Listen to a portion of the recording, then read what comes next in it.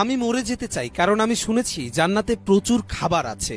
মনে পড়ে গাজার এক শিশুর ক্ষুধার্ত অবস্থায় এই আর্তনাদের কথা। বর্তমান গাজার পরিস্থিতি এতটাই ভয়াবহ যে এখন প্রতিটি প্রাণী মরে যেতে চায়, শুধুমাত্র খাদ্য ইসরায়েলের বর্বরতার হাত থেকে রক্ষা পেতে।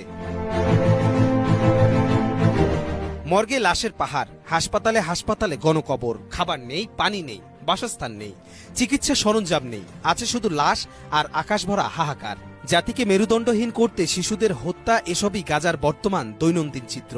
নিরীহ নিরস্ত্র বেসামরিকদের রক্তে প্রতিদিনই রক্তাক্ত হয়েছে গাজার শুকনো মাটি। বর্বর ইসরায়েলের নৃশংসতায় এভাবেই একটু একটু করে শেষ হচ্ছে গাজা অধ্যায়ে।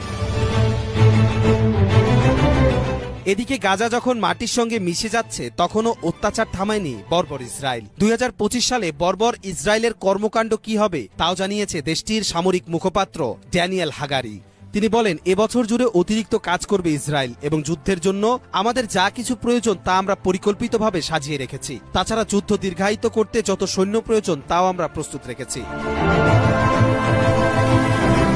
ইতিমধ্যে বর্বর ইসরায়েলের অত্যাচারে গাজার 46,000 মানুষ প্রাণ হারিয়েছেন, বাস্তুচ্যুত হয়েছেন লাখ লাখ মানুষ। ঘরবাড়ি হারিয়ে সবাই যখন রাস্তায় মানবেতর জীবনযাপন করছেন, তখন পথের মাঝেও হামলা চালাতে পিছুপা হয়নি ইসরায়েল। তাছাড়া আহত অবস্থায় হাসপাতালে চিকিৎসাধীন অবস্থায়ও সেখানে দেখা মিলেছে দানবীয় ইসরায়েলের তাণ্ডব।